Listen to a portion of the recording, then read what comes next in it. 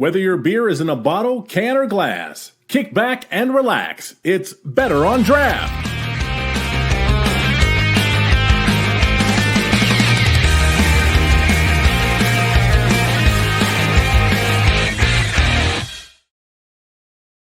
Hello and welcome to Better on Draft number 380 with our guest today, Carmen Amato, who we will get to in just a moment. First, let's check in with Wendy and say, hey, Wendy, how are you doing? What are you drinking? Oh, today I am drinking a Griffin Claw Flying Buffalo Imperial Stout. This one's coming in at 14%, and since I want to be able to be understood by the end of the show, I am cutting it with a Yingling. Very nice. I have a Bourbon County brand stout vanilla rye from, I think, 2023, if I remember right, that I got a growler of at the Bourbon County brand stout tasting I was at earlier today. They had probably 10 different varieties on tap ready to go for tasters, and I tried 5. Did you try any of the new ones? I tried the 2 new variants that they had, Cherries Jubilee and the Chocolate Praline. I preferred the Chocolate Praline, but the Cherries Jubilee was pretty good. Okay. I haven't gotten any yet, so. That's usually our Black Friday show, which is today, is about the BCBS chase, and apparently I did quite well today, but I bought no bottles of it. Yeah, I'll go pick up some bottles, but I'll wait until a little bit later, so. We can do that now. Yeah. Also with us, we have Carmen Amato. Hello, Carmen. How are you? What are you drinking? Hey there. Hi, Rob and Wendy. Glad to be here. I am drinking, for the first time, haven't had it before, an Austin Farmhouse Ale from Equilibrium Brewery in Middletown, New York, in the Hudson Valley. It's a little cloudy. It's an unpasteurized, unfiltered. And may I point out, I am drinking it in a glass I brought home from Papua New Guinea about, 20 years ago. So this is a storied glass. I had 2, one bit the dust a while ago. But it is a South Pacific export lager glass from Papua New Guinea. And, kind of mixing my cultures here. Well, yeah, that tends to work. My beer is in a Taxman Brewing Company glass, which is definitely not Goose Island. Very good. But no, that's a great brewery. I love Equilibrium, and I haven't had their stuff for a while, but I will usually pick up a bottle when I see them in the store. The only thing I can knock them about is that the printing on their label is teeny, teeny, teeny. You need a magnifying glass to find out what you're drinking. I feel like so many bottles are going that way. It is Yes. A shame as we get older to have to find what the I things resemble that remark. Yeah, I don't know how many reviews I've done where I'm like, I will look up the ABV later because I can't read this print. Yes, if the ABV is even on the label. Can't tell you anything about this label other than it says Austin and Equilibrium. Yeah. So, but Carmen, hello. Welcome to the podcast. Can you tell us a little about yourself, why we might have invited you on? Well, I think you invited me on to talk about a series of books that I wrote. Definitely. About beer wars in upstate New York during Prohibition. And these are the Galliano Club books. They were inspired by the stories that my grandfather told. He was a deputy sheriff during Prohibition. And the books take place in a fictionalized version of my hometown of Rome, New York. And my grandfather actually makes a cameo in the 4th book. I have not gotten there. I've a significant portion of the way through the first book, I think 75%, but I have not met your grandfather yet. Well, the books only get better from there. I can only imagine. I am enjoying the first one a lot. Thank you. I never really anticipated writing historical fiction. I'm a CIA veteran, and my sweet spot is contemporary police procedural, contemporary thrillers. But I had the honor of being inducted into my hometown's Hall of Fame in 2019. And after the ceremony, someone came up and said, "Oh, will you write a book about Rome?" And at the time I was like, no, I really could not imagine writing some sort of thriller in Rome, New York. There wasn't just anything that grabbed me. And then another time I had posted some, I'm not a photographer, but they were kind of artsy pictures of the steeples in Rome and the rooftops. And included in that was a picture of the very real Galliano Club, which is this little bitty hangout for Italian men on the main street going through the Italian historic neighborhood, Dominic Street. And somebody posted on Facebook, "Oh, that's a great name for a mystery series, the Galliano Club." And that got me thinking. So combined that little germ of an idea with my grandfather's stories.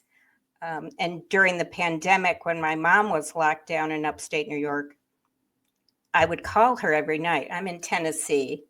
And I knew she was very upset. She was feeling very isolated. So I would ask her questions about growing up in Rome and the really old Italian parts of town and the stores and things. So between her stories, my grandfather's stories, and a vivid imagination, I came up with this prohibition series. And it's really the beer wars between a Chicago bootlegger who was tossed out of Chicago by Al Capone. He rushes to upstate New York where he has family and decides that he's going to create his beer empire big enough to get himself back to Chicago and boot Capone off the throne, right? But he doesn't have any money. He had to leave Chicago under, shall we say, tricky circumstances with a price on his head courtesy of Capone. So he manages to blackmail the accountant for the largest copper and brass rolling mill, very much based on Revere copper and brass in upstate New York. So he gets the accountant to embezzle the company, gets him enough money. He starts his beer empire, but what he really needs is a speakeasy to be his headquarters, like the Four Deuces was for Capone. And looking around, this Italian hangout for men, the Galliano Club, looks to be the perfect property.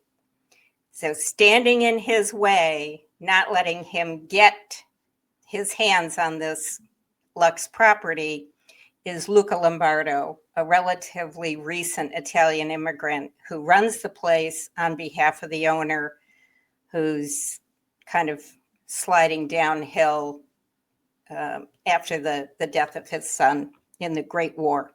So this is 1926. It's a very different prohibition story. We don't have flapper girls. We don't have bathtub gin. We've got the blue collar immigrant workers who built American ship hulls and copper tubing for plumbing and the electrical grid and telephone wires and big buildings. Those are the people who are drinking beer at the Galliano Club. So I had a great time putting all this together. It spins out over 3 books and a prequel. And I think you have the graphic for the prequel. And the first book that you're reading is Murder. It won the Silver Falchion Award for Best Historical of 2023. So the books have done pretty well. And I think people, as they go on, get really invested in who's going to win this beer war in this very industrial town. So, Yeah, I found it very interesting. And this is a beer podcast, and beer is starting to factor more heavily. But I found that, when I was doing research on you, of course, I found that you have a bit of a beer history, at least with the brewery in the area. But I found some of the setup and things. It was interesting. So the bootlegger, not to give too much of the story away, sets up a brewery basically on the side of the river in an abandoned mill. right.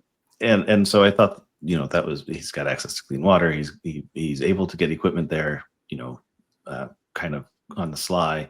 So I thought some of that stuff was interesting. Some of the beer things that you had in there, more specifically, but it is definitely more of it's a fictional story. Beer isn't necessarily the center point so much as a story point. This is true. The beer became the catalyst for the conflict. Yes. What I had a great time, though, researching the beer in order to feel like I could add some, authentic details there. And my first stop was the West End Brewery in Utica, New York. Now, Utica Club, can't say that that's, anyone's top craft beer in the U.S. But when I was growing up, that was a major industry in upstate New York. And my grandfather drank Utica Club. I guess it was really 60s, 70s. They had trolleys. You would drive, park your car, you'd get into the trolley, and it would take you through the brewery. And then they gave away 2 free beers to every adult and 2 free root beers for every child. I can't imagine anybody doing that now, but I called them and said I was writing a book. It's about prohibition. And I wanted to know 2 things. How were they making beer during prohibition? What were they using? How were they getting materials? And how did West End stay afloat during prohibition? So probably the most interesting things I found out was the use of malt syrup for everything, that they were trying to find some way to, sell the ingredients, and thinking about making beer with just malt syrup and yeast. How tasty was that? And how quickly they were making it in order to ship it out. So that was one thing that struck me, was the illicit beer they were making during Prohibition probably was pretty nasty. And the second thing was all the different stuff that the West End Brewery was making to stay afloat when a lot of the other breweries in the whole central New York area were closing down. By 1931, West End was really having a hard time, but they had done really well with products like Champanetto Mum. The guys during the tour were great because they had all these weird bottles of stuff that they had made during Prohibition. They had them in a great big glass case, and they opened the case and, were handing me these bottles to look at and do the research. But I just was really floored by the process during Prohibition and just how hasty it must have been. That's not to say they weren't making money at it. So I wanted to share some little research I had done about just how much the Chicago outfit, Capone's outfit, how much they were making on beer. So, thinking about your craft brewers, and get out your Quicken books, and you can see, how you stack up. So say 1926, 1927, Capone was moving 100,000 barrels of beer a week. Each barrel cost them $3 to produce. They sold them to saloons and whoever for $55 a barrel.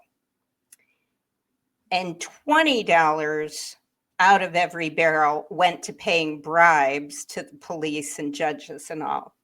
So their gross weekly profit was $5.2 million, and their weekly bribes was $2 million.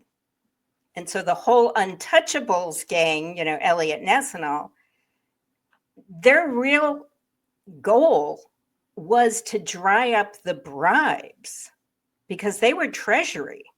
Prohibition Bureau had gotten into Treasury by that time. So I just thought I'd share that. My goodness, Yeah. I feel like I was in the wrong business, Yeah, well, yes. I don't think that would work now because it's not so illicit, so you can't mark it up so Yeah, much. I know, But, right? but they just are closing the weed loophole and so the THC beverage market might see Right? that's coming. Yeah. So I- that was how those books came to be, and the research I got to do. Plenty of fun. Yeah.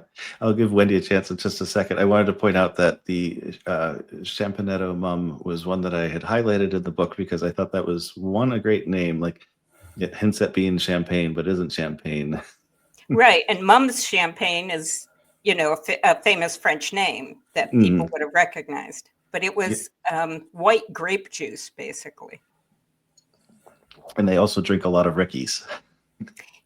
I had not heard that phrase before going to the West End Brewery and seeing lime Ricky, lemon Ricky bottles.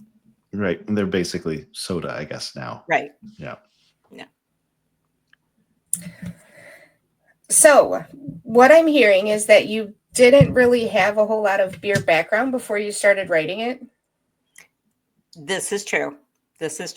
I was not anticipating having to learn about beer at all.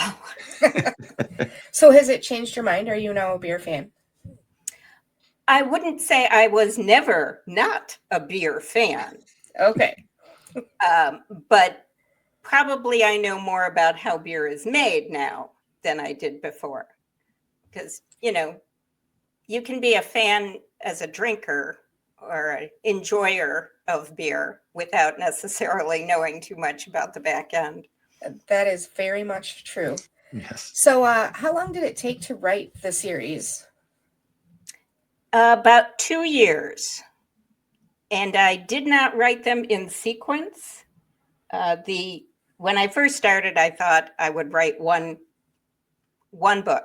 And then as more pieces of the puzzle that became this city came together, I decided I would go into 3. I wrote Murder first, which is the first book that Rob's reading. Then I wrote the prequel. And then I wrote Blackmail at the Galliano Club, and then wound it up with Revenge at the Galliano Club. So all told, 2 years. So it seems like such a long time for the project to come together, keep your focus on it. I love it. You have other series of books as well. Was this the first one, or was this something you transitioned into? This was an interruption in a contemporary thriller continuum. My first book came out 13 years ago. It's The Hidden Light of Mexico City, which was a political thriller. And that was inspired by 3 years living in Mexico. After that, I started a series, and that's still ongoing, and that's the Detective Amelia Cruz series. She's the first female police detective in Acapulco. So those books are very much based on what you see in the news. This is cartels, corruption, machismo, missing persons in Mexico. So that series has done very well. But during the pandemic, it was hard to focus on tough tough stuff like that about missing persons and all. And that's definitely not a conversation that my mother wanted to have when I called her in the evenings. So the Galliano Club was my pandemic project for my mother, to keep her on an even keel during that tough time. They're finished. The whole saga wraps up in the 3 books plus prequel. So now I'm on back to Detective Amelia Cruz and the perils of Acapulco. Everything's back to normal now. Everything's back to normal, right? Yeah. So I do think it's funny because both series are something that is very interesting to me. So I'm super glad that we ran across you because now I have a lot of information to add to my TBR list. But do you think you would write another historical fiction? I am dying to write another historical fiction. I'm dying to get back to Lido, New York in 1926, but I can't figure out, because without, patting myself on the back too much, it really wrapped up well. So, if you guys have any ideas, Rob, when you're finished, how can I get back into that universe, back into the prohibition, kind of illegal tangles that they all get into? I'm looking for a way to get back to that universe. It was a lot of fun. I could understand that because it's a very vibrant town that you've got there with lots of people, and it just feels alive and like a city that you're visiting. The town of Lido, New York in the books is based on my hometown of Rome, New York, which was a very vibrant, thriving city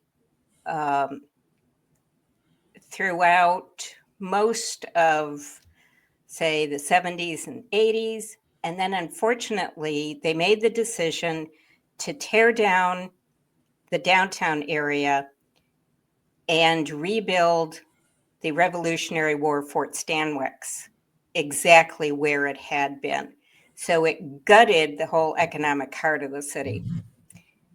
A few years after that, Griffiths Air Force Base closed, and that was a major employer in the area. And the city has never really recovered its economic footing. So in a way, I'm paying homage to the city that was in the 20s. It was a real going concern. And of course, my grandfather was deputy sheriff, and he ran the jail in the basement of the courthouse.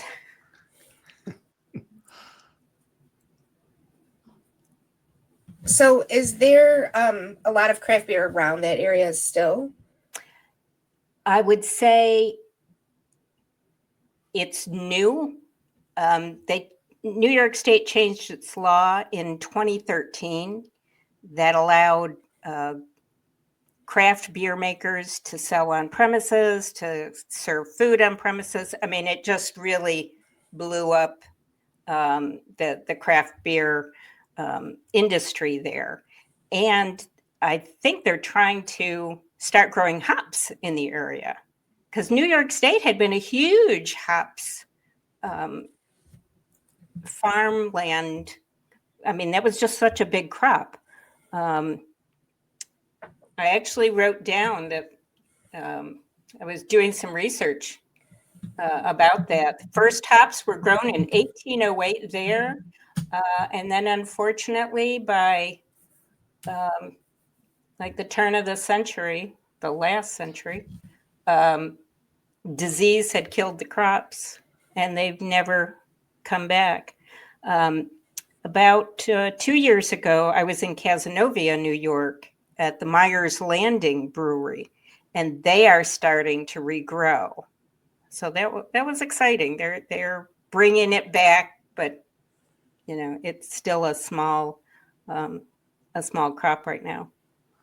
I hope Wendy can remember the details because I have forgotten them. But we had someone on who was talking about Michigan was a hop growing state, and Wendy's in Michigan. But they stopped because they thought it was a blight, but it just turned out to be a bad year or something like that, mildew or a mildew year or something like that. And so the state turned away from hop growing after that.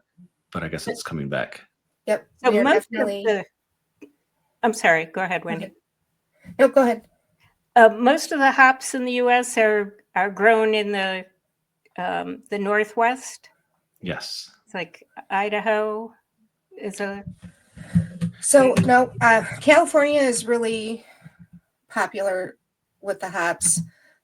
Michigan has actually come up. I was actually just look up real quick what the stat is. Yeah.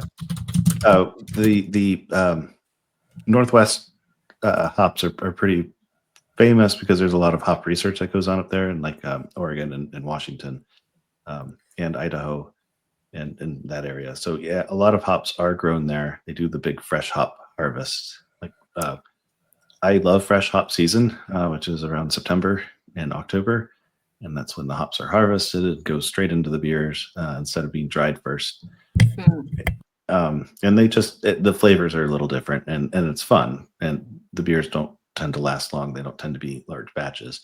But fresh hop season up in that area of the world it's just insane. There will be several different fresh hop beers on tap in every tap house in the area. Oh, fun. I really like Myers Landing. Small. They've got a downtown Cazenovia and their farm, kind of farm to table location, which is just gorgeous on the banks of the lake. But I was really surprised to walk out there and see that they are starting to cultivate. Cornell University is trying to support the New York State beer makers, and they've got a research lab that's kind of an up and coming thing. I have a vague memory of them having a brewer program that someone had mentioned before too. So it would make sense. Yeah, they have a brewery program and a really good newsletter where they're talking about what they're doing now and what New York State had done in the past. And then I think there's a whole state level effort. I think it's hashtag Think New York, Drink New York. Yeah, Think NY, Drink NY. It's the one thing on the label I can read. And so New York is really at the state level trying to support these craft brewers. Which I That's think always is great. good to hear. Yes. Yeah. New York has the second biggest craft brewing state after California. So I did look up the Michigan hop facts, and it looks like we have 670 acres of hops with 68 farms in the state. We're actually the fourth highest producer of crops in the United States. Wow. Bravo. Yeah, that's pretty good. So and I've noticed a lot more brewers are using Michigan hops more and more, at least here in Michigan. It's always fun when I go to other states and find Michigan hops in there too. Yeah, and I rarely see them, but there are Indiana hops. They exist, and I will see Indiana hop beers. Indiana hop, Indiana barley, all that in a beer. So I'm in Indianapolis. I don't know that I mentioned that before. Well, I'm in Tennessee, right outside of Nashville, and we've got some newish within the last 2-3 years, craft brewers and brew pubs opening up here. So now I'm going to have to go ask where their hops are from, as I have no idea if Tennessee is growing hops. That didn't occur to me to ever ask. There's some really good breweries in Nashville. Oh, yeah. Nashville has kind of something for everybody. True. I also want to spend some time there because there's a chef that I like on the Food Network that has a few restaurants. One of them is a brewery that I want to go and eat her food. Oh my goodness, who's this? Manit Chohan. Okay. I'll have to remember that. Go check that out. Yep. I'm that it's been put back on my list because even though I've been to Tennessee for beer or to Nashville for beer, I want to go back so that I can go to her restaurants while I'm there. That's a good bucket list to have. I like that. So let's talk a little bit about what got you into writing, your background. I guess I've always liked to write, but I knew that it was going to be my second career. I had known that for a long time. My first career was as an intel officer with the CIA, 30-year career. Most of my career was focused on technical collection and counter-drug issues. So that writing The Hidden Light of Mexico City and the Detective Amelia Cruz series was a pretty natural segue to what I had done, where I had been. I spent about a third of my career overseas, and that helped me pick up a lot of the experiences that have found their way into those books. So, of course, now you're.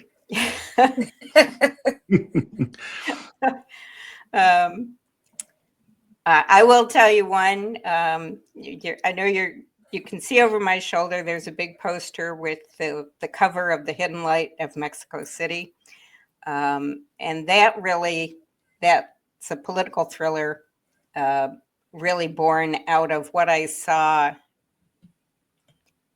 in a very socially stratified Mexico. Everybody talks about the haves and the have-nots. In that country, the gap between haves and have-nots is very, very big, and there's not much of a middle class. If you've been listening to the news, watching the news the past week, they've been having big protests in most of the cities, but a very big protest in Mexico City, right in front of the national, or in the great big square called the Zocalo, protesting the murder of a mayor in the state of Michoacan, but also these protests are against what is perceived to be big government corruption, cahoots with cartels, etc. So we spent some time, as I say, in Mexico. I wanted to kind of find a vehicle to capture what I saw, which was this great disparity, this social disparity, the corruption, etc. But I knew that nobody was going to be very interested in a nonfiction book, a sociology book for me. I had no academic entree for a book like that, so I decided to make it into fiction. And that became kind of my first foray into fiction with that. And it did well as well. It was longlisted for the 2020 Millennium Book Award. So it still has legs. It's still one of my best-selling titles after 13 years. But that's really where a lot of the experiences that I had found their way first into that book and then into the first few books of the Detective Amelia Cruz series.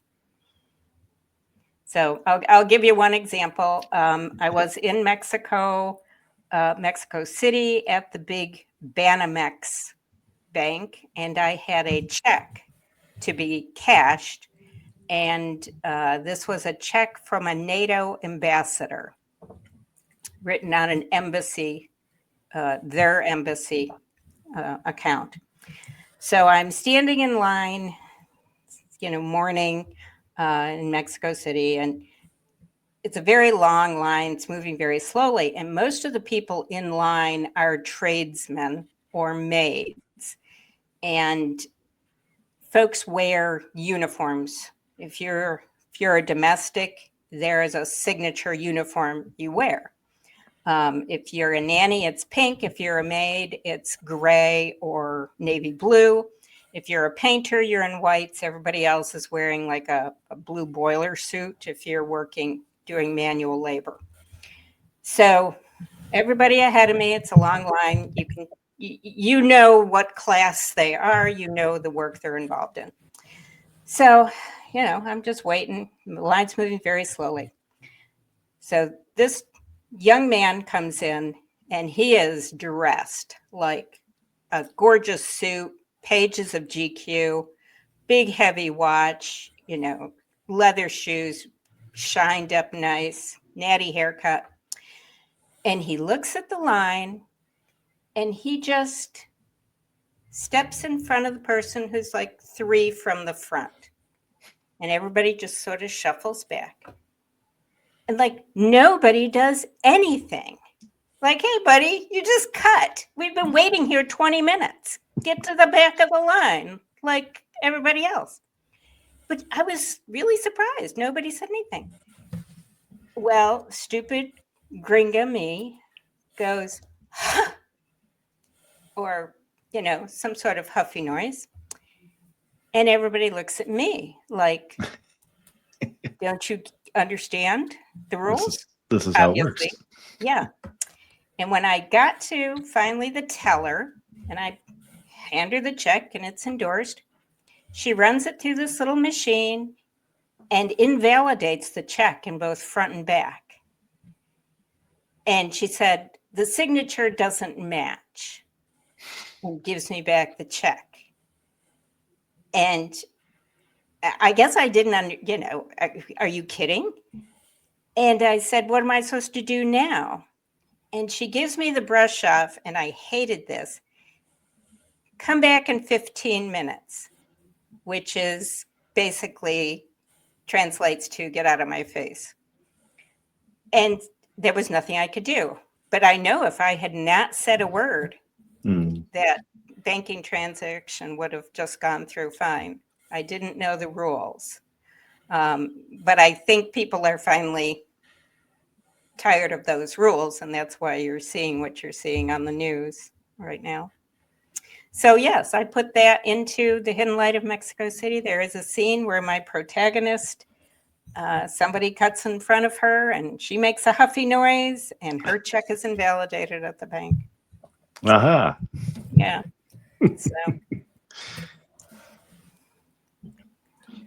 So I do have lots of questions about the process. Like, how did you go from your first profession? Like, was it a gradual shift? Did you start working on it before you found a publisher? What was that process like? I did start writing while I was still working. And in fact, The Hidden Light of Mexico City did come out a few years before I retired, which meant I really couldn't tell anybody at work about that because at the time, at the end of my career, I was supervising a number of people, and I didn't want to get into ethics problems with anybody assuming they were supposed to buy the boss's book. So had kept things pretty low key until I retired, and I've been retired now 8 years. But after that, I could pick up the pace and didn't feel constrained. With it being a fiction book, did you have to go through the channels to publish? Because I know I've heard about that before. If it is something intelligence related, I would have had to. And I am participating with some other retired CIA folks in a project. And that book will end up being vetted by the Publications Review Board. But because nothing that I have written to date on my own has been intelligence related. I don't have to. Yeah. Detective Amelia Cruz is close, but that's a police procedural. It's not espionage or spy thriller stuff. Right. So she still has to gather evidence and things, which might come close, right? Comes close, but it's a different kind of vibe. So I'm That's feeling okay.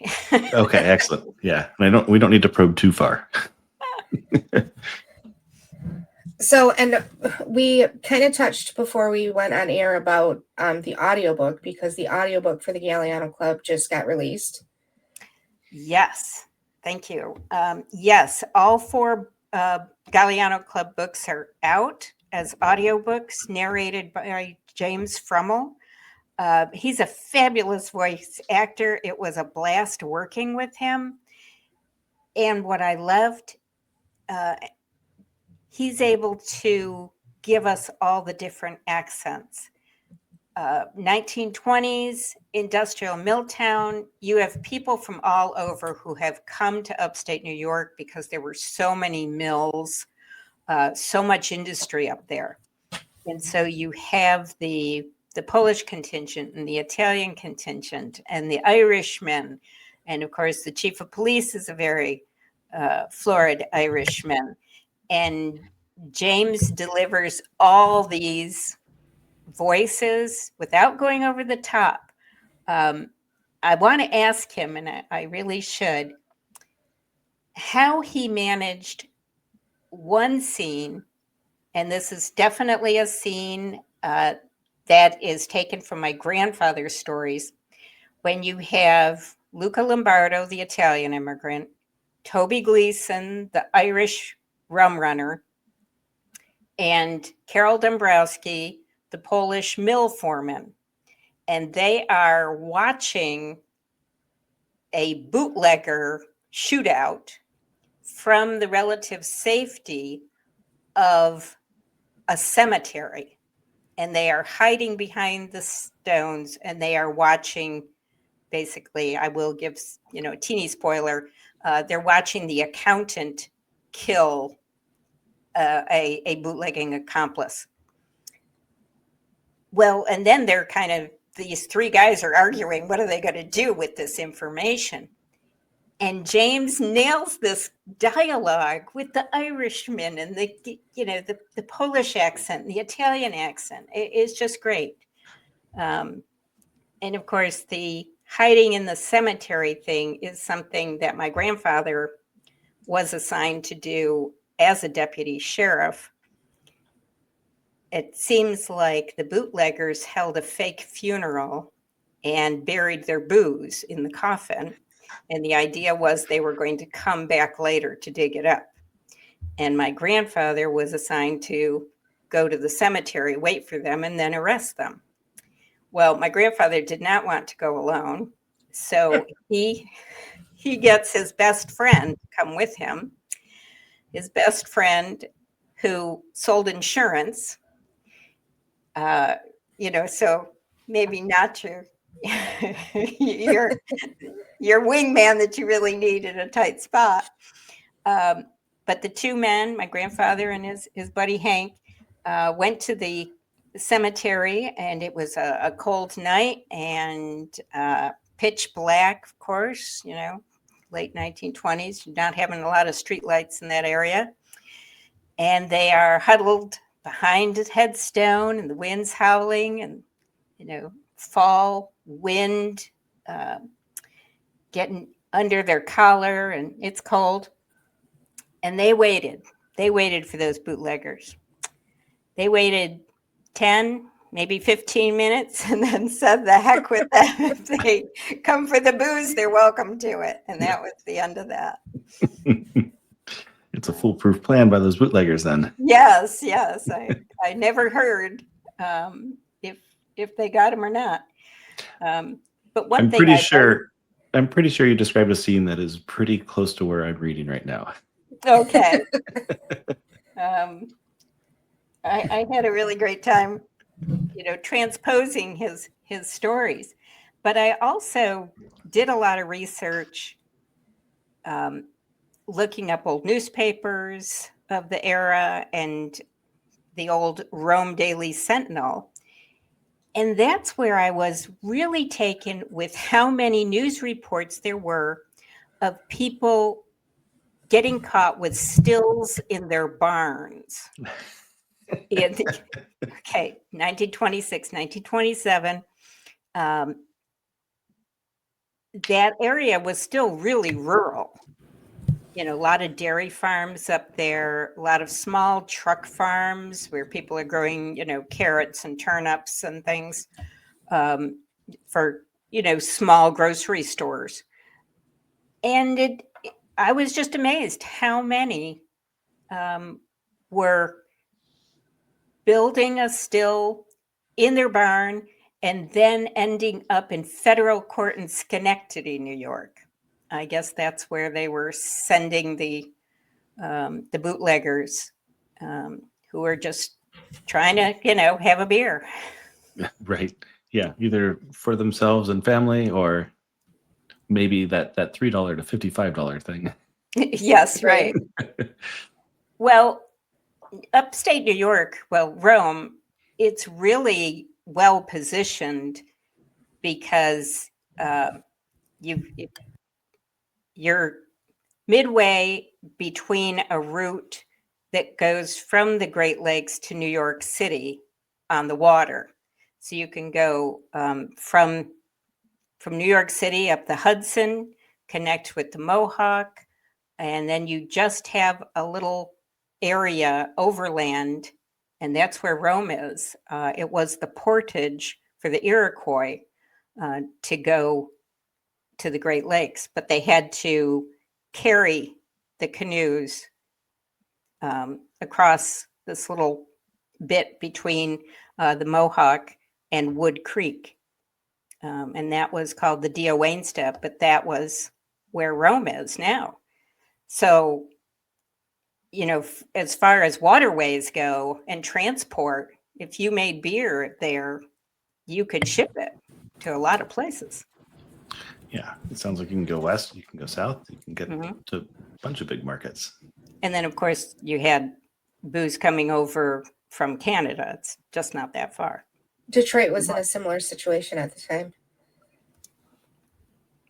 Yeah, I bet that was a fertile ground. Yeah. Yes, we have quite a bit of prohibition history here as well. So we actually have a local brewery that partnered with the Detroit Historical Museum to put together a program about it at our Detroit Historical Museum. So that was pretty cool. Well, that the end of Prohibition Day is coming up. It's December 5th. Yes, I do. Good excuse for a party. I went back real quick to the audiobooks because I am a huge audiobook fan. I am constantly moving around the house, and I have found at my age, if I sit down, I fall asleep. So I try really hard to keep moving. And so I listen to audiobooks all day long because I can leave the room and my phone doesn't have to come with me if I have the headphones on. So I'm really excited about the audiobooks. And I'm just curious how you chose who was going to be. Oh, who would narrate it? Yes, who would be your narrator? Is that something you got to pick, or is that something they picked for you? I got to pick, which I was very thrilled. I listened to probably 40 different auditions. And as soon as I heard James, he's just got a deep, mellow voice, but a nice cadence and a nice rhythm. And he just seemed very experienced. I wasn't sure about the voices that were doing the different accents. At first, I thought, I'm not a big audiobook listener. So my assumption was he's just going to read the book. He's just going to read the book. And then So we connected. We had a Zoom call, and he's like, "Well, let me record a couple minutes, and you tell me what you want me to record." So I sent him a couple of scenes, and just blew me away with the way he was creating these characters. And so it was a whole different experience for me listening to the audiobook than just either reading it or having written it.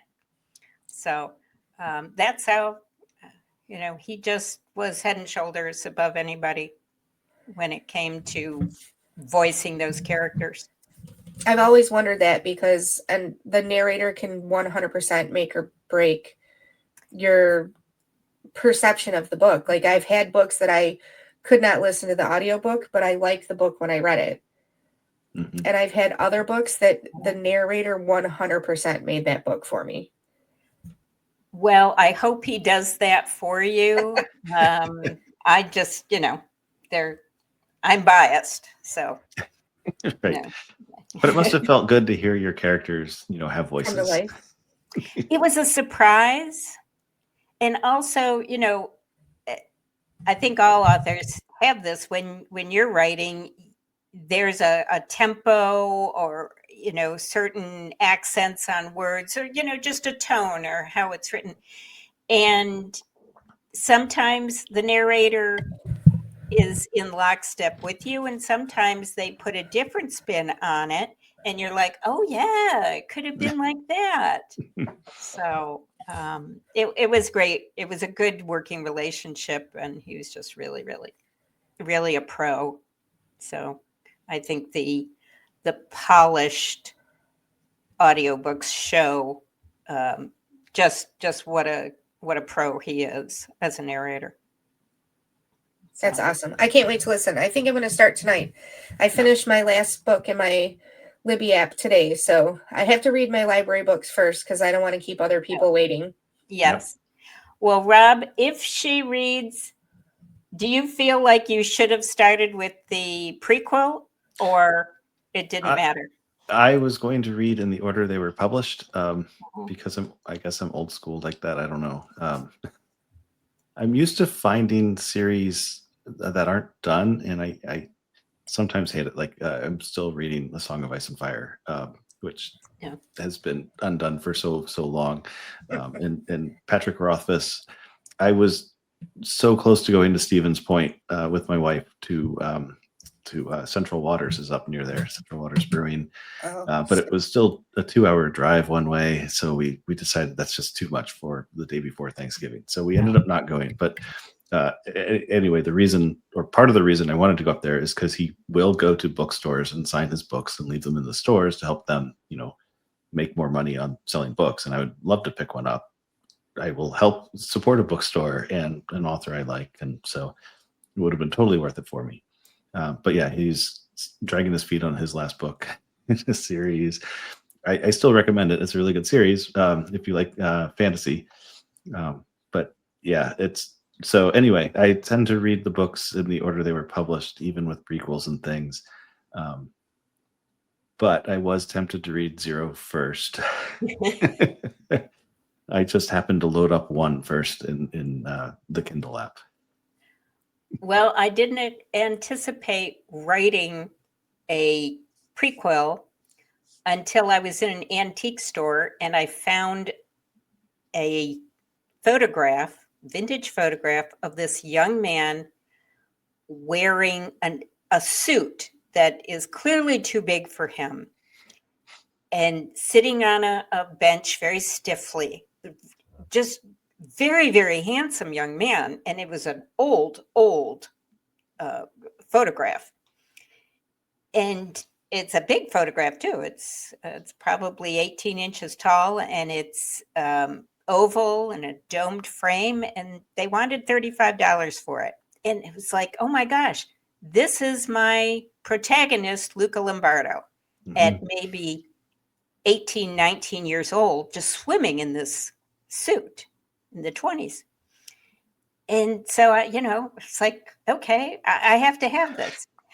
So I brought it home, and it's hanging on the wall in my office behind me. And I created this whole story about this guy in this oversized suit. Hmm. And that was Luca Lombardo as a new immigrant to the US in 1919. And he sits for a photographer who then tells people it's a, you know, somebody famous who came in and gave him $20 for it, you know. But that kind of then, oh, what is he doing? He's in the US, he's a new immigrant. Okay, he sits for this photographer, but how is he making any money? He's stuck in the New York City tenements. He becomes a bare knuckle fighter. And that whole prequel story then became part of the third book and how the whole saga wraps up. So Okay. it all came together. And of course, the one story wasn't enough for a prequel. So I had to write the backstory of the three main characters.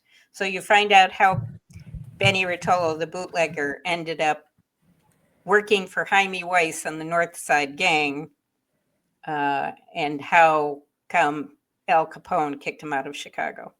Okay. So I do tend to read series in publication order, and I don't know about you. I'm a huge fan of series because if I find a character that awesome, I want their story to keep going. Do you suggest that I read the prequel first? Because I could download that one too. They're all on my TBR list. So. Well, you know, it's hard to say because if you read number one, you're immediately in the plot that's going to carry you through 3 books. If you just read the prequel first, some of the elements make more sense, but it's not essential. And if the prequel is essentially the 3 character backstories.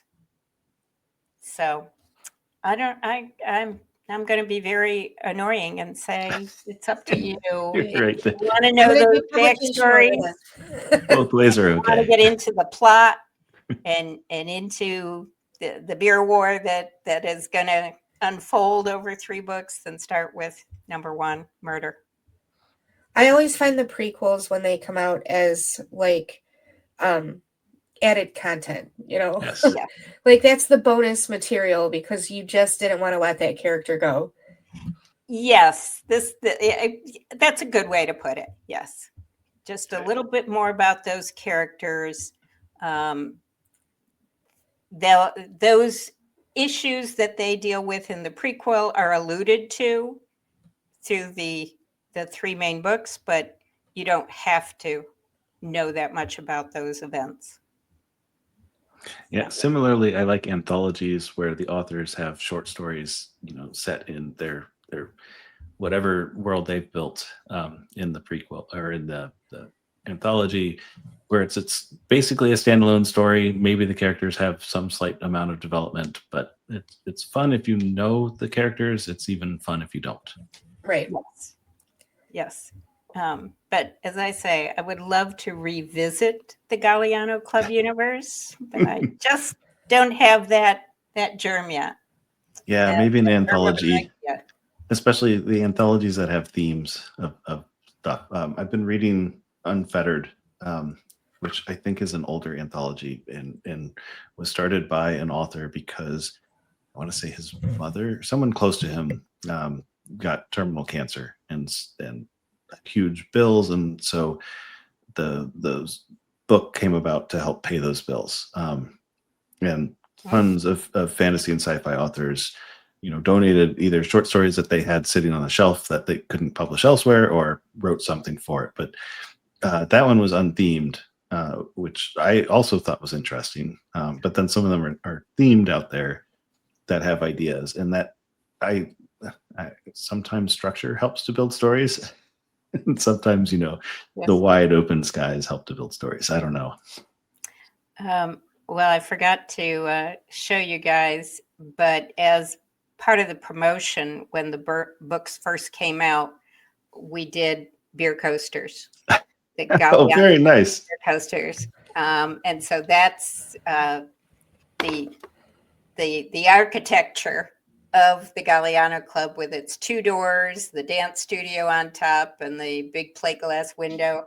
And then we had the book covers on the back. That's really awesome.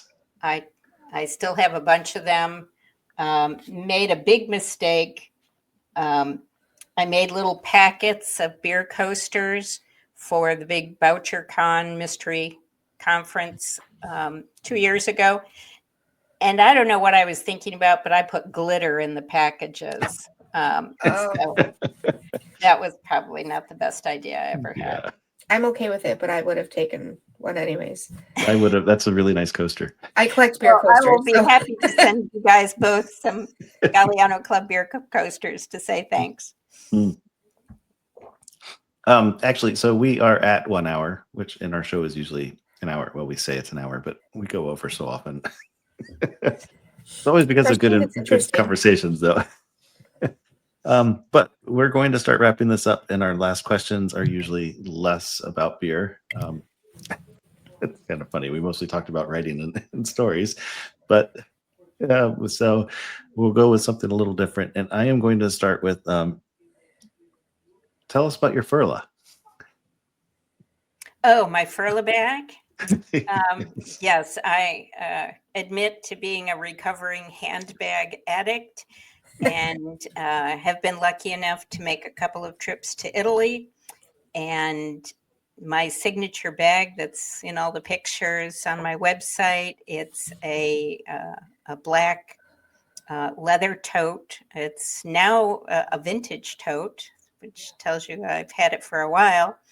And that bag has been to probably 30 countries. So it is my favorite purse. I have a couple of other furlas, but that's the favorite. And so it's become my signature thing. That's pretty cool. And 30 countries is also pretty cool. I'm going to assume that you had beer in some of them. I did have beer in many of them. And, I was sure you were going to ask me, like, what's your favorite? And it might be Fiji bitters, which I had in Fiji. One of those That's places where the beer was safer than the water. I've been a lot of places like that. And Fiji bitters, boy, there were a couple of days that, just a cold beer and it's roasting hot there. And it was great. So. Do they do this? I was in Singapore recently, which is not that far from Fiji. I guess the plane kept going. That was the stop before Fiji for the plane I was on. Okay. But do they do the thing with the frozen mugs and still putting ice in the beer and all that? No. Okay. I just got a cold beer and a glass. Okay. That was it. The food markets in Singapore, that was what they frozen mug, completely frozen, and they put some ice cubes in the beer and gave me a beer out of the fridge. Oh, no, I've never had anybody put an ice cube in a beer. So just lucky. Yeah. Yeah, that's right. It was fine for what it was. It was really hot, of course. Yes. So go ahead, Wendy. So I'm not going to ask what your favorite beer is, but I am going to ask what your go-to is right now.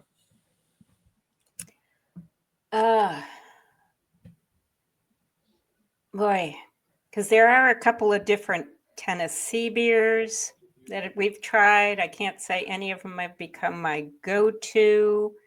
On our first date, my husband brought a bag full of Foster's oil cans. And so I have always had a soft spot for a Foster's. So I'm trying to think, like if we have a party, might get kind of a selection of, there's not that much sold here. I might get like some Sam Adams, I might get Youngling, just some of the bigger brands.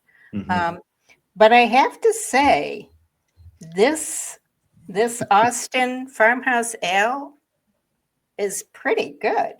I do love a farmhouse ale. I will, I'm going to give it a 9 out of a 10. And I'm taking 1 point off for the teeny font on the logo. But other than that, this could become a new favorite. I think it's funny because a lot of the time, like there's a lot of good beer out there, and sometimes it really is just the situation where you discover the beer, like on a beach in Fiji, would be a pretty good situation to discover a beer. Or even my favorite beer that I brought back from Thailand was from Chit Brewing, which already is a funny name, and it was Porn's Milk Stout because the head brewer of Chit Brewing, his name is Porn. Okay. And so he made Porn's Milk Stout, and I brought some back home to share with friends. And that is, I remember it being a good beer, but I don't think it stands out like as an excellent beer. But there's a story there. It was really fun to discover. Everything about it is fun. Yes. Well, there is a brand new craft beer superstore about 10 miles away from us. That's where this Austin farmhouse ale came from. And so we bought a 6-pack of all different things based solely on the labels. Yes. And I have to say, craft beer, there are some great graphic designers creating the packaging. It's just terrific. So we're going to break into that this weekend and kind of do a taste test of all these different new beers that are all new to us. Right. So, but all just gorgeous packaging. Keep an eye out for Against the Grain's brown note beer and its label. Okay. It's not particularly gorgeous, but it is definitely striking. Okay. And its name may give away why it's striking, but it is striking. All right. I will check that out. I am not ashamed to say that I have picked beers based solely on the can. Yeah. I'm really impressed because there are some just really great artists making these craft beers so attractive. Yeah. Just purely from a packaging point of view. And this Equilibrium brewery, they focus on, or their whole mantra is the science behind the beer. They're very into that. And their signature look is this wild, stylized profile picture of Albert Einstein. And it's actually on the main tank at the brewery, this huge, bright picture. So, kudos for just drawing in the consumer with visuals. Yes, for sure. You could have a whole show just on that. Oh, I would love to get some artists on. Absolutely.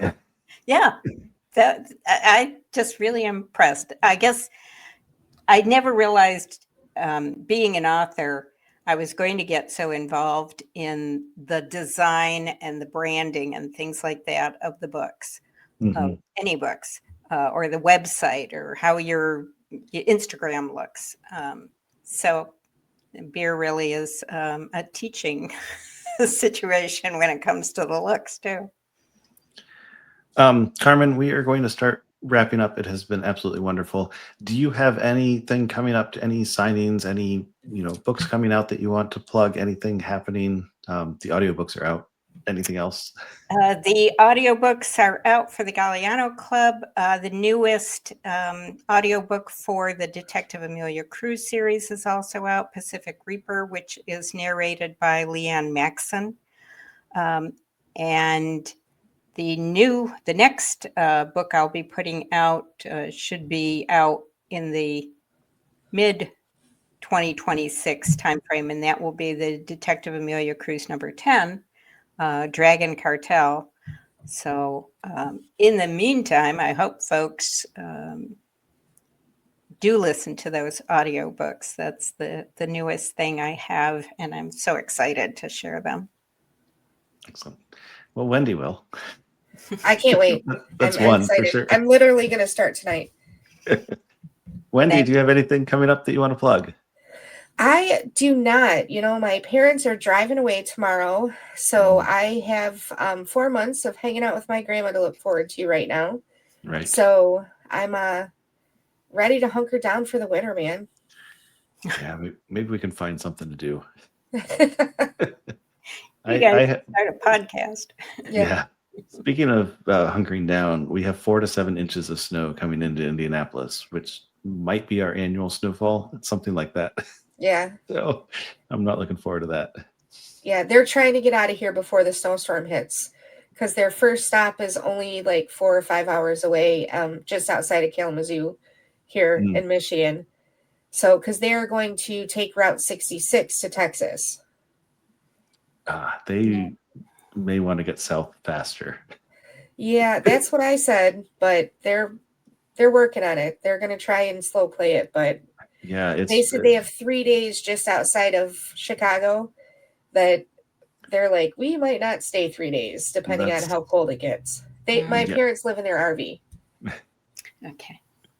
I just left Madison, Wisconsin, and they were expecting 10 inches last I checked. So that was, if they're starting Route 66 in Chicago, I can't imagine it's that much better there. Yeah. As for myself, I have nothing coming up. It's kind of, I'm looking forward to that after having a very busy week this week. We don't have any shows scheduled technically at the moment, but we will have a show on the 12th. On December 12th, we will have a regularly scheduled show. At the very least, it'll be a new show, but we will see if we can find a guest between now and then. And we are signing people up for later. So I'll let you know when we know who is when. We have a lot of stuff in the works. A lot of balls in the air right now. We do have a lot of, including, so I haven't reached out to an artist, but I have reached out to a person who designs and builds breweries and tap rooms. So an architectural firm out of Texas, and I would love to get them on and understand, that and some of the cool things they built. Anyway, we are reaching an hour and 15. This is one of our longer shows. Thank you so much, Carmen. It has been an absolute pleasure to talk to you. And we will end our show like we end every show and say, whatever you think of your beer, we think it's better on draft. Cheers. Have a good night. Cheers. Thanks.